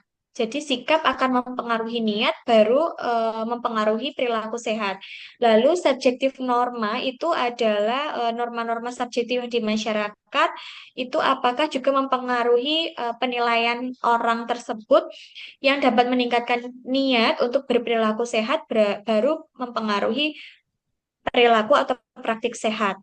Kemudian persepsi diri sendiri untuk menerima atau menolak dari perilaku sehat tersebut, persepsinya kemudian bisa mempengaruhi perilaku secara langsung atau melalui intention. Nah, ini adalah contoh spesifikasi model tadi. Dari spesifikasi model ini adalah contohnya kalau di Stata tampilannya seperti ini. Jadi kalau yang di SEM PLS itu kita bisa tampilkan misalnya attitude ini adalah penjumlahan dari A1, A2, dan A3 tadi. Kemudian subjective norm adalah penjumlahan dari SN1, SN2, dan SN3, begitupun seterusnya sampai dengan behavior. Nah, jadi kalau yang PET analisis atau yang di Stata ini sudah bukan variabel laten di Bapak dan Ibu karena ini sudah total dari 3 indikator tadi. Tapi kalau misalnya kita mau buat masing-masing kolom, misalnya attitude 1, 2, dan 3 di data Stata, apakah boleh? Pertanyaannya berarti jawabannya adalah boleh. Jadi kita juga bisa menampilkan variabel secara terukur maupun indikatornya. Tergantung nanti yang akan kita gunakan yang di mana karena Stata juga bisa melakukan CFA tadi, kumpulan dari beberapa CFA atau SAMPLS. Kemudian apakah degree of freedom? Jadi degree of freedom itu adalah jumlah atau pengamatan yaitu jumlah informasi yang tersedia dari data atau hasil pengukuran variabel yang bebas untuk bervariasi ketika mengestimasi suatu parameter populasi. Jadi degree of freedom-nya itu harus bervariasi, jadi Bapak dan Ibu. Kemudian degree of freedom ini digunakan untuk mencerminkan kecukupan besar sampel dengan cara membandingkannya dengan jumlah parameter populasi yang ingin diestimasi dari data sampel. Jadi di sini cut off point untuk degree of freedom adalah lebih dari sama dengan 0. Jadi jika nanti perhitungan DF-nya itu 0, itu bisa dilakukan atau dilanjutkan ke PET analysis atau SEM, tapi kalau misalnya kurang dari 0 itu berarti tidak bisa. Kemudian untuk perkiraan jumlah sampel itu adalah lebih dari 200 subjek ya menurut Klein 2011. Karena kalau nanti N-nya kurang dari 100 itu termasuk sampel kecil, tapi kalau lebih dari 200 itu sampel besar, kalau 100 sampai 200 itu sampel sedang. Kemudian paling sedikit itu biasanya untuk alokasi setiap parameter itu 10 sampai 20. Jadi kalau misalnya tadi ini kan ada 5 parameter, attitude, subjective norm, PBC, intention, dan health behavior, berarti masing-masing ini kita estimasikan 20. Jadi 20 misalnya subjek untuk attitude, 20 subjek untuk subjective norm, 20 subjek untuk PPC, 20 subjek untuk intention, dan 20 subjek untuk health behavior. Jadi totalnya adalah 100. Jadi ini adalah salah satu juga yang perlu kita perhatikan, jadi Bapak dan Ibu, selain membuat spesifikasi model sesuai dengan teori, tetapi kita juga memang harus memastikan sampel kita itu cukup untuk dilakukan PET analisis. Jangan-jangan nanti modelnya sudah bagus, tetapi sampelnya kurang, jadinya nanti hasilnya kurang bagus atau kurang maksimal. Kemudian rumus untuk perhitungan degree of freedom adalah jumlah observasi dikurangkan dari jumlah parameter. Di mana nanti kalau di sini ya, jadi kalau DF-nya 0 itu kita sebut sebagai just identified atau juga saturated, jadi karena sama 0. Tapi kalau misalnya nol, lebih dari nol itu adalah over identified. Kalau DF-nya kurang dari nol adalah under identified. Tapi kalau lebih istilahnya ini, jadi kalau nanti DF-nya nol, kita sebut istilahnya itu just identified. Jadi perkiraan identifikasi kita itu sama, tapi kalau yang lebih dari nol berarti over identified. Nah, kita bisa melakukan path analysis ketika jumlahnya itu lebih dari sama dengan nol. Lalu di sini adalah contoh untuk menghitung DF-nya. Jadi DF tadi rumusnya adalah jumlah dari observation dikurangkan dari jumlah parameter observasi. Jadi yang pertama yang harus kita ketahui, jadi di sini ada salah satu spesifikasi model dan sudah disertai dengan kovarian, ya ini gambar-gambarnya, kemudian sudah disertai dengan panah-panahnya. Kemudian, nah ini J Bapak dan Ibu yang saya maksudkan tadi. Jadi kovarian ini itu tidak bisa digunakan untuk ke variabel endogen. Jadi ini hanya untuk melihat kolineritas antara variabel eksogen. Kemudian untuk memperkirakan DF-nya tadi, yang pertama yang kita harus hitung adalah berapa jumlah variabel terukur. Variabel terukur itu berarti adalah endogen dan eksogen. Kemudian berapa jumlah variabel eksogen dalam diagram ini? Kemudian yang mana yang variabel eksogen? Lalu yang ketiga adalah berapa jumlah variabel endogen dalam diagram jalur ini dan manakah variabel endogen? Lalu yang keempat, apakah model ini dapat dilakukan? Jadi yang pertama, kita bisa lihat jumlah variabel terukur ada 5 J Bapak dan Ibu. Jadi ada attitude, sword, kemudian ada subjective norms, kemudian perceived behavior control, behavioral intention, dan juga behavior. Jadi ada 5 variabel terukurnya. 1, 2, 3, 4, 5. Jadi nomor 1 kita bisa jawab 5. Kemudian yang kedua, berapakah jumlah variabel eksogen? Nah, eksogen ini adalah variabel yang tidak ada panah menuju ke dirinya. Jadi ada 3, attitude, subjective norm, dan juga perceived behavior control, karena tidak ada panah yang menuju ke dirinya. Kemudian yang ketiga, berapa jumlah variabel endogen? Variabel endogen adalah variabel yang ada panah menuju ke dirinya. Jadi ada behavior karena ada panah menuju ke dirinya, panah dari subjective norm, attitude ke perceived behavior control menuju ke dirinya. Lalu ada juga variabel behavior dari intention ke behavior. Jadi ada 2 variabel endogen, yaitu behavioral intention dan juga behavior. Lalu apakah model ini dapat dilakukan? Nah, berarti kita harus menghitung terlebih dahulu. Jadi ini untuk jawabannya, jika Bapak dan Ibu saya pisahkan. Jadi 1, 2, dan 3. Nah, nomor 4, ini kita tadi perlu menghitung DF-nya. Jadi DF adalah jumlah observasi dikurang jumlah parameter. Di mana observasi itu yang dimaksudkan adalah jumlah dari kotak atau variabel terukur ini. Jadi kotak-kotaknya ini dikali jumlah kotak ditambah 1 dibagi 2. Jadi 5, 1, 2, 3, 4, 5 dikali 5 ditambah 1 dibagi 2, hasilnya adalah 15. Kemudian untuk parameter yang dimaksud parameter adalah jumlah panah, lalu jumlah error dan juga jumlah eksogen. Nah, error di sini tidak ditampakkan, tapi kalau kita lihat di sini berarti errornya itu seharusnya ada 2 karena ketika kita menghubungkan variabel eksogen ke endogen itu pasti akan muncul error 1. Jadi error 1 itu akan muncul di intention, lalu error kedua akan muncul di behavior. Karena di sini ada variabel endogen. Jadi variabel atau error itu biasanya muncul di setiap variabel endogen. Jadi di sini untuk jumlah panahnya itu ada 8. Jadi kita hitung 1, 2, 3, 4, 5, 6, 7, 8 termasuk kovarian. Kemudian errornya tadi ada 2 di intention dan behavior. Lalu ada 3 yaitu exogen yaitu attitude, subjektif, dan PBC. Jadi ketika dijumlahkan adalah 13. Nah, untuk DF-nya berarti jumlah observasi 15 dikurang 13 adalah 2. Jadi karena ketemunya 2 berarti kan lebih dari 0, jadi bisa dilakukan PET analisis. Jadi sedikit berbeda kalau yang di SEM PLS itu tadi yang kita cek adalah measurement model mulai dari uji validitas konvergen, kemudian diskriminan, lalu juga kolineritas dan juga alpha Cronbach. Tapi kalau yang di Stata, di SEM, itu kita perlu menghitung DF atau degree of freedom dulu. Kemudian setelah itu nanti ada kesesuaian model.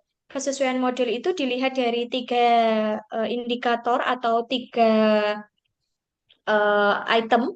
Yang pertama adalah chi-square. Jadi chi-square-nya ini untuk membandingkan model yang dibuat dengan model saturasi menurut komputer. Jadi kalau modelnya baik itu ketika hasilnya tidak signifikan secara statistik. Kemudian ada yang disebut dengan istilah absolute fit index. Nah, absolute fit index itu terdiri dari RMSEA atau root mean square error approximation. Ada juga SRMR adalah Standardized Root Mean Square Residual. Jadi kalau nilainya kurang dari 0,08 berarti dia eh, keseluruhan modelnya bagus. Kemudian ada Incremental Fit Index, yaitu ada nilai CFI, Comparative Fit Index, lalu ada GFI atau General Fit Index, dan ada norm NFI dan juga TLI. Nah, ini masing-masing indikator diharapkan nilainya itu lebih dari 0,90 sehingga nanti kesesuaian modelnya baik. Kemudian setelah kita eh, memeriksa kesesuaian model, kita perlu mengestimasi parameter dengan tadi ya berarti nilai PET koefisiennya apakah negatif atau positif, besarnya berapa, dan juga nilai periksa signifikansi statistiknya. Kemudian biasanya nanti kalau untuk nilai hasil estimasi, kalau di Stata itu ada 2 nilai, ada yang tidak terstandarisasi dan terstandarisasi. Nah, yang kita pilih adalah yang terstandarisasi. Kenapa? Karena nanti kalau secara terstandarisasi berarti unit analisisnya itu sudah dibuat sama. Tapi kalau yang tidak terstandarisasi nanti kita tidak bisa membedakan ya misalnya dari 4 variabel independen tadi yang mana yang paling besar karena unit unit analisisnya masih beda. Jadi kita tidak bisa mengkomparnya. Tapi kalau yang terstandarisasi berarti nanti kita sudah bisa mengkomparnya yang mana yang lebih besar begitu. Kemudian untuk interpretasi dari koefisien jalur yang terstandarisasi itu nilainya nanti kalau misalnya nilainya 0,01 berarti sangat kecil, 0,2 berarti kecil, kemudian 0,5 berarti sedang, 0,8 besar, kemudian 1,2 itu sangat besar dan 2 itu biasanya besar sekali.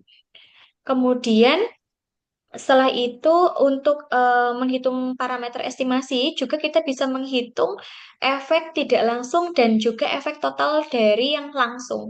Jadi karena tadi ada variabel mediator atau intervening variabel, maka kita bisa menghitung yang mana yang total variabel langsung dan yang mana yang tidak langsung. Kalau yang langsung, kalau dari contoh ini berarti umur ke kepuasan yaitu langsung yaitu nilainya PET koefisiennya adalah minus 0,08. Tapi kalau yang tidak langsung berarti dari umur, kemudian ke otonomi, ke kepuasan kerja. Kemudian juga bisa dari umur ke pendapatan, ke kepuasan kerja, atau dari umur ke otonomi, ke pendapatan, ke kepuasan kerja. Nah, ini ada nilai PET koefisiennya masing-masing. Nah, untuk itu nanti bagaimana cara menghitungnya? Berarti misalnya dari umur, pendapatan ke kepuasan kita kalikan. Jadi nilai PET koefisien dari umur ke pendapatan adalah 0,57 dikali 0,47 yang hasilnya 0,26. Kemudian dari umur otonomi ke kepuasan 0,28 dikalikan 0,22, oh sorry, 0,58 ya, ke kepuasan dulu 0,58, ketemunya 0,16. Kemudian untuk yang tidak langsung, variabel tidak langsung lagi adalah umur, ke otonomi 0,28, ke kependapatan adalah 0,22 dikalikan 0,47. Kepuasan kerja yaitu 0,03. Kemudian yang total efek tak langsung adalah berarti 0,26 tadi yang pertama, kemudian 0,16 yang kedua, dan 0,03 ditambahkan ketemunya adalah 0,45. Kemudian yang total efek langsungnya adalah minus 0,08. Sehingga dari final final total efeknya adalah minus 0,08 ditambah 0,45 ketemunya adalah 0,37. Jadi dari parameter yang sudah kita hitung, kita juga bisa menghitung berapa total efek yang langsung dan juga total efek yang tidak langsung gitu. Jadi eh, dapat disimpulkan J Bapak dan Ibu kalau untuk SEM, baik itu SEM PLS maupun SEM itu ketika mau membuat sebuah model itu yang pertama harus spesifikasi model terlebih dahulu. Nah, spesifikasi model ini menyesuaikan nanti dari teori promosi apa yang digunakan atau teori apa atau grand teori apa yang digunakan dalam penelitian. Kemudian baru dibuat eh, spesifikasinya, modelnya bagaimana, kemudian kita hitung terlebih dahulu apakah identifikasi dari besar sampelnya sudah tercukupi, baru kita lihat kesesuaian modelnya, kemudian setelah itu kita hitung parameternya. Nah, setelah itu misalnya nanti kok hasil modelnya kurang bagus, berarti kita lakukan respesifikasi model. Kalau di Stata itu kita bisa minta tolong bantuan komputer. Jadi misalnya model yang sudah kita buat itu kurang kurang bagus begitu ya. Kita mau buat dengan kesesuaian model yang bagus, kita bisa menggunakan perintah stat m indices kalau di Stata. Jadi eh, tetapi kita juga tidak boleh menelan secara mentah saran dari komputer. Tetap harus kita sesuaikan dengan teorinya nantinya misalnya. Jadi, untuk melakukan SEM itu bisa langsung dengan satu kali analisis.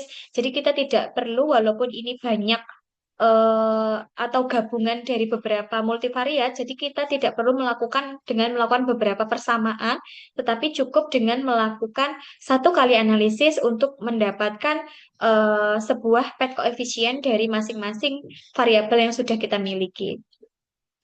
Nah, mungkin cukup sekian yang bisa saya sampaikan, Bapak dan Ibu, terkait dengan sharing pada pagi hari ini. J, saya cukupkan, saya kembalikan ke Ibu moderator atau Ibu Tri. Terima kasih. Terima kasih Bu Ara yang sudah memberikan materinya secara komprehensif begitunya. Mungkin dari Bapak Ibu ada yang ditanyakan ini waktu sesi diskusi. Sambil monggo silahkan untuk yang apa join bisa mengisi link presensi. Nah, bisa juga ini Bapak Ibu bisa di chat ya pertanyaan. Oh, ini sudah ada pertanyaan Bu Ara, mungkin bisa saya sampaikan ya. Apakah ada master SEM PLS dan statanya Bu untuk diinstal? Satu. Kemudian eh, yang kedua itu bagaimana cara menentukan indikatornya seperti itu. Ya. Monggo Bu Ara. J, iya baik. Kalau untuk masternya nanti saya izin kirim ke Ibu Tri ya, nanti untuk Yap. dibagikan aplikasinya. Jadi nanti bisa diinstal dari aplikasi yang saya teruskan ke Ibu Tri. Kemudian yang nomor dua, bagaimana cara untuk menentukan indikator ya. Jadi kalau ketika kita membuat sebuah instrumen atau kuesioner kan pasti kita memiliki masing-masing dari item atau butir-butir pertanyaan, J.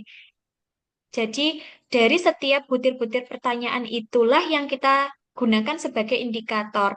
Nah, tentunya bagaimana cara menentukan indikatornya menyesuaikan dari variabel mana yang akan atau variabel apa yang akan kita buat.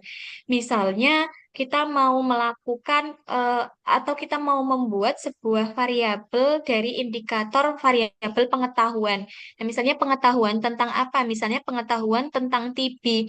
Oh ya, berarti mungkin indikatornya ada definisi terkait dengan TB, lalu ada mungkin penyebab dari TB, kemudian ada pengendalian dari TB. Jadi, indikator yang dibuat itu harus melekat nantinya dengan variabel yang akan kita buat. Jadi, seperti itu. Nah, dari masing-masing indikator yang sudah kita buat tadi, nanti bisa kita lakukan analisis EVA tadi. Kalau memang kita masih belum mengetahui misalnya atau belum ada penelitian terdahulu tentang variabel pengetahuan TB misalnya. Tapi kalau memang misalnya sudah ada penelitian sebelumnya yang tentang pengetahuan TB, oh ya berarti kita bisa mengadopsi misalnya dari penelitian terdahulu. Tapi kalau belum ada, berarti nanti bisa dilakukan explanatory faktor analisis tadi. Jadi misalnya kita punya 20 indikator dari pengetahuan TB. Nah, nanti kita bisa lakukan CFA tadi ya. Kalau misalnya faktor loadingnya lebih dari 0,5, berarti bisa lanjut digunakan sebagai indikator nantinya untuk konstruks. Tapi kalau misalnya kurang, berarti bisa kita drop. Nah, kalau yang di drop itu berarti misalnya dari 20 ke sisa 10, berarti 10 indikator itulah yang bisa kita gunakan untuk nantinya dilanjutkan ke model CFA.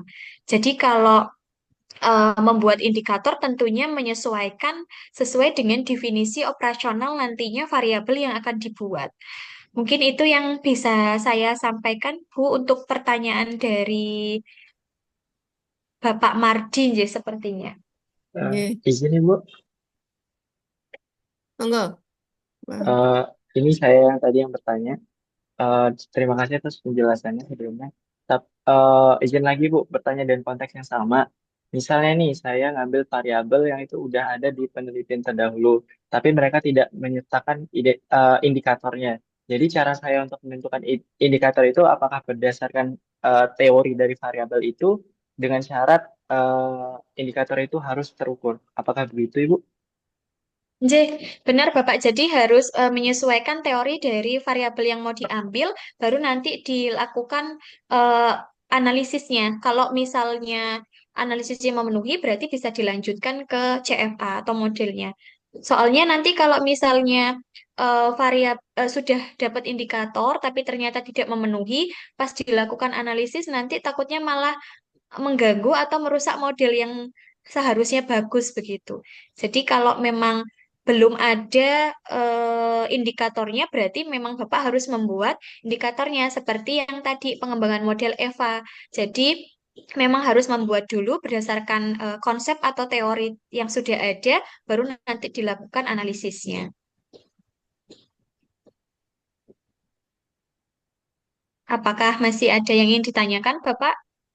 Berarti Ibu nanti misalnya indikatornya udah kita tentuin nih berdasarkan teori, terus kemudian uji validitas konvergen itu berarti untuk mengetahui nih Bu, berarti indikator kita tuh udah tepat dengan variabel. Gitu, gitu kan Ibu? Iya, benar Bapak. Jadi faktor loading itu eh, berfungsi atau berguna untuk melihat apakah nantinya indikator yang kita buat dari masing-masing item pertanyaan itu apakah sudah valid atau belum. Kalau belum valid, berarti harus dibuang saja. Jadi kita tidak perlu mengupayakan item itu tetap valid, tetapi kita buang saja. Nah, misalnya nanti Bapak misalnya satu variabel ada 5 item pertanyaan, tapi ternyata setelah dianalisis 5 item pertanyaan itu misalnya hanya 2 yang bisa. Nah, kalau 2 kan masih bisa digunakan untuk CFA aja, Pak. Tapi kalau Iya. misalnya nanti hanya satu, berarti Bapak tidak bisa melakukan ini, tidak bisa melakukan CFA. Bapak hanya bisa melakukan PET analisis. Jadi, eh, variabelnya nanti sebagai variabel terukur, bukan variabel laten gitu. Jadi makanya kadang perlu melakukan faktor loading atau memeriksa faktor loading dulu sebelum melakukan analisis. Takutnya dari masing-masing indikator ternyata tidak memenuhi, kalau dilanjutkan ke model kan nanti tidak bisa gitu. Nanti modelnya yang kurang bagus. Apakah Baik Ibu, masih ada yang ingin ditanyakan, Pak? cukup jelas Ibu. Terima kasih. J. J, terima Baik. kasih Bapak. Eh, Mungkin Bu Reni, monggo kalau mau ada yang ditanyakan.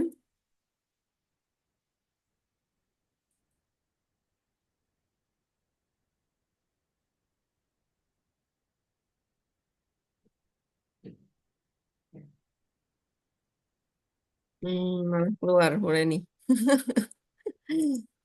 Oke. Oh, monggo Bu Reni.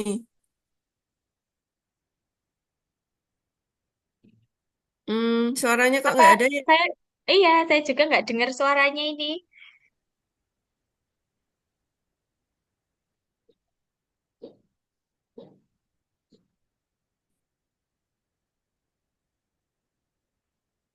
Mikrofonnya mungkin Bu Reni ini apa ya?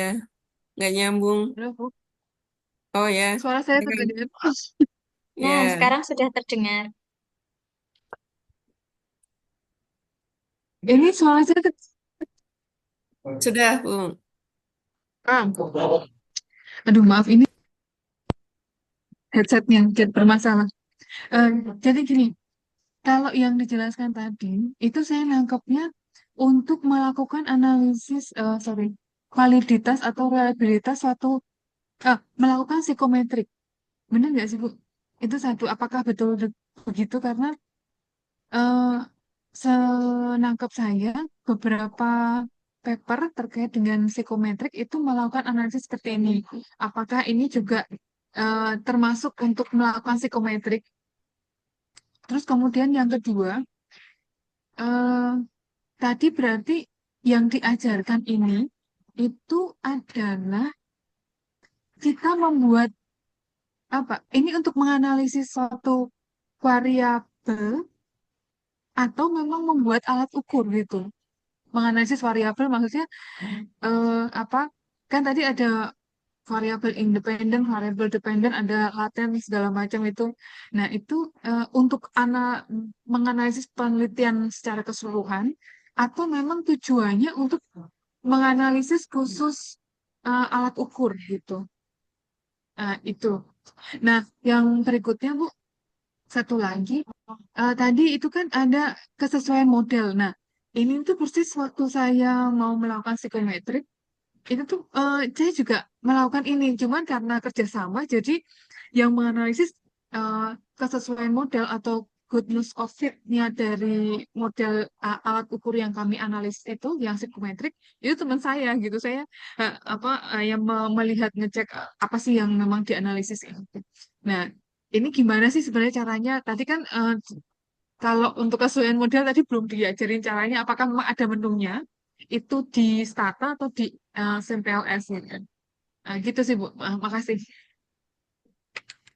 J, siap Ibu. Jadi kalau yang diajarkan barusan itu memang melakukan analisis SEM ya. Jadi bukan membuat sebuah instrumen.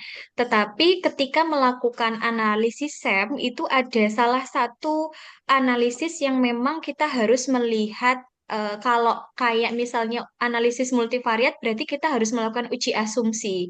Nah, jadi salah satu untuk melakukan tahapan dari uji SEM PLS itu harus memeriksa dua tadi komponen. Yang pertama measurement, yang kedua adalah struktural. Nah, measurement itu salah satunya adalah validitas konvergen yang bisa kita lihat dari faktor loading. Jadi kalau analisis psikometrik itu kan memang analisis untuk melihat atau menilai alat ukur atau kuesioner J. Nah, jadi memang psikometrik itu kan sebagai payung besarnya. Nah, validitas dan reliabilitas itu kan di dalamnya komponennya. Tapi ini kita bukan melakukan analisis psikometrik, tapi melakukan analisis SEM yang di dalamnya harus dilakukan uji asumsi, salah satunya uji validitas konvergen untuk di SEM PLS. Kemudian untuk pertanyaan yang kedua terkait dengan kesesuaian alat ukur, itu memang kita bisa melakukan langkahnya atau tahapnya itu ada Ibu kalau di Stata. Jadi kalau di SEM PLS itu yang kita bisa lakukan hanya melihat uji hipotesis dari PET koefisien dan eh, p-value dan juga nilai adjusted R square yang saya tahu Jih. Tapi kalau di Stata itu memang kita bisa meminta nilai goodness of it ketika memang data dependen kita itu numerik.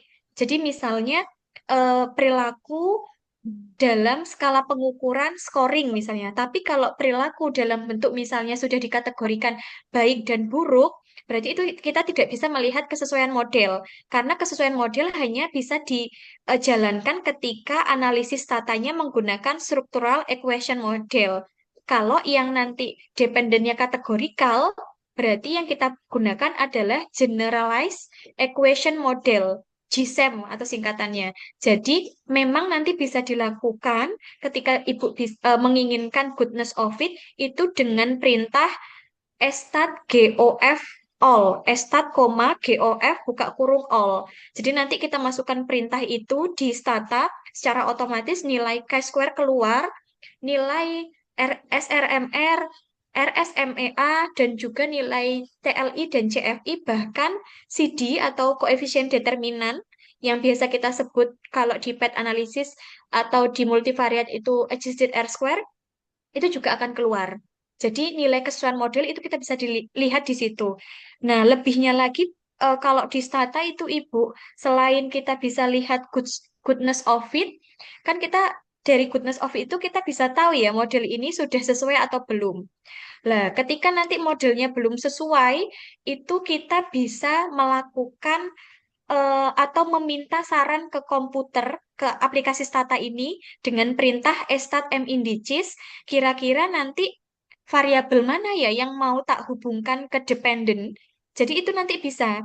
Tapi tadi catatannya kita nggak boleh langsung mengiyakan, oh misalnya, oh pengetahuan bisa ke umur. Itu kan kebalik ya, misalnya.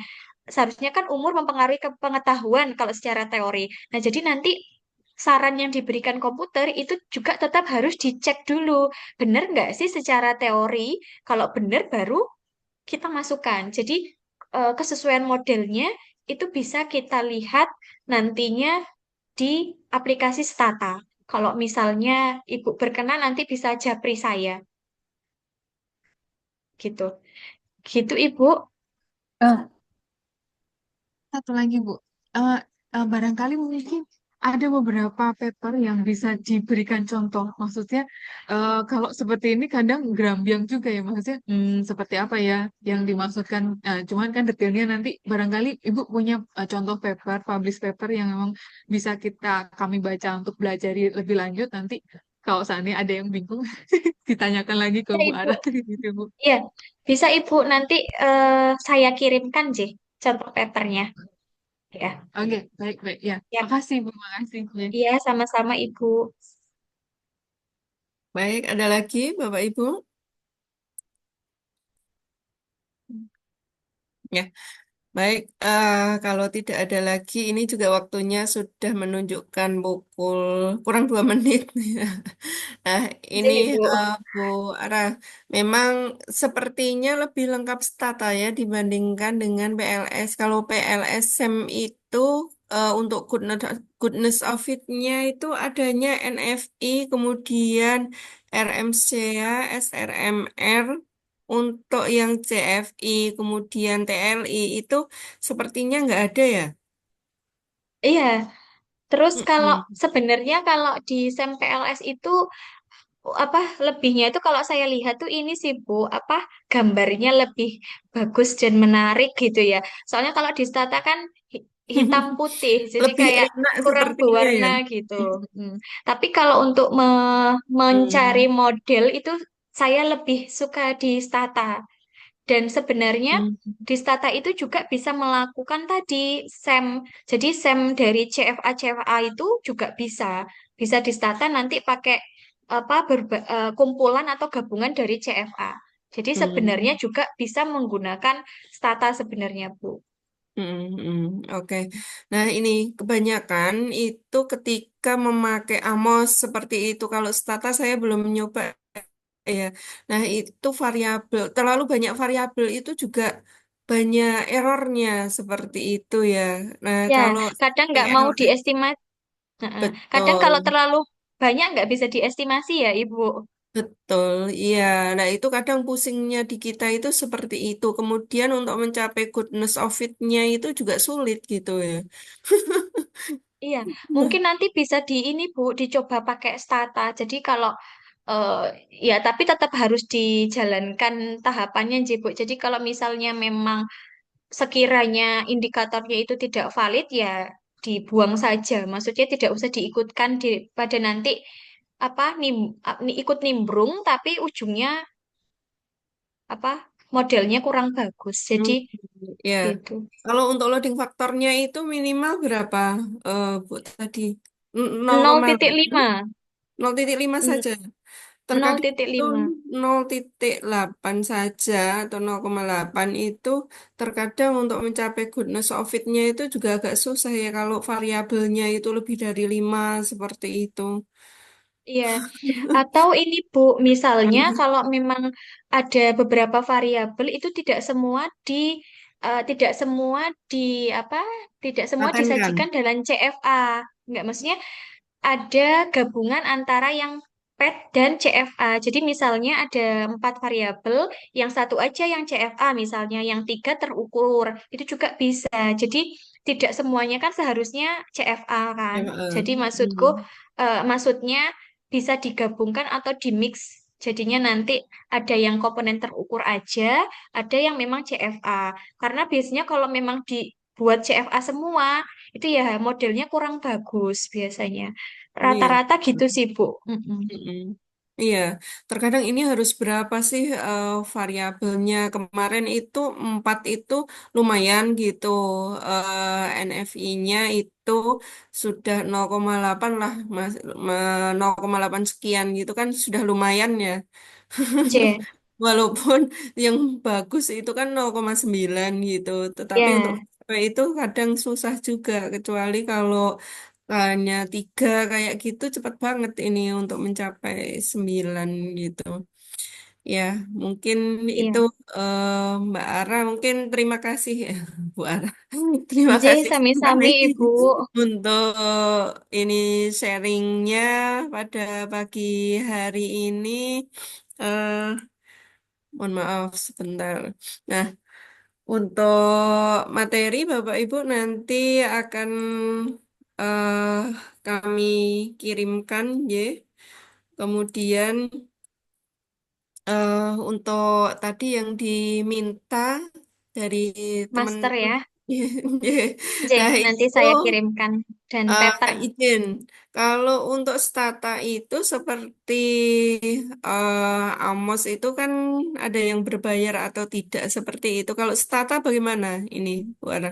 Sebenarnya sebenarnya yang benar dan baik ya berbayar ya, Bu. Cuman kalau Iya. yang berbayar itu kan mahal ya. Kemarin terakhir itu kakak tingkat saya itu beli 9 juta kemarin Mm. lisensinya. Tapi kalau Mm-mm. ini nanti kita pakai yang sudah ada cracknya begitu. Jadi Oh, nanti iya. tidak berbayar.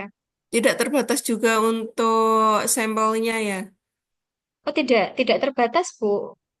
Bisa Mm-mm. berapa berapa ratus ribu. Tapi biasanya ya itu kalau sampelnya semakin besar, nanti dia rooming datanya ya agak lama. Maksudnya muternya Mm-mm. gitu kadang. Iya. Tapi kalau sampel berapa saja, subjeknya bisa Bisa. Bisa. digunakan. Ya, Oh, siap-siap. Kalau Amos soalnya kalau bukan berbayar itu hanya 99 seperti itu. Makanya kita juga senengnya pakai PLS gitu. oh iya. Kalau stata aman Ibu. Aman ya? Oke. Ya, Oke, baik. Terima kasih Bu Ara yang sudah memberikan materinya. Terakhir mungkin ucapan terima kasih kami kepada Bu Ares secara simbolis kami berikan ucapan terima kasih ya, sudah memberikan apa materi pada pagi hari ini. Untuk lebih lanjut mungkin kalau ada teman-teman yang mau konsultasi lebih lanjut mohon bimbingannya seperti itu ya Bu Aranya Nggih, Ibu. Nggih, ya. terima kasih Eh, banyak Ibu atas siap. kesempatan dan juga waktu yang sudah diberikan. Nggih, saya mohon maaf ya apabila ada kekurangan dalam penyampaian. Siap-siap, terima kasih sekali ya Bapak Ibu karena waktunya sudah menunjukkan pukul 11 kita lebih 4 menit untuk sesi ngobris pada pagi hari ini kita akhiri. Eh, Kemudian kita akan ketemu lagi di ngobris-ngobris di tahun 2026 ya. Ya Allah, cepat sekali Amin. waktu ya. Tidak terasa sudah 2026. Oke. Dari saya mohon maaf sebagai moderator pada pagi hingga siang hari ini jika ada kekurangan. Wassalamualaikum warahmatullahi wabarakatuh. Waalaikumsalam warahmatullahi wabarakatuh. Terima kasih Izin Bu li, Ara. nggih, Ya, monggo. izin li Bapak dan Ibu, Ibu Ida. Halo ya, sampai ketemu hari Minggu. Nanti Ibu jangan lupa ada base kostum, fresh money. Iya, aku mau pakai koteka. Wah, nggak jadi base Ibu. Izin ya Ibu, Ya, pamit. dadah, dadah. Assalamualaikum. Waalaikumsalam Yuk. warahmatullahi wabarakatuh.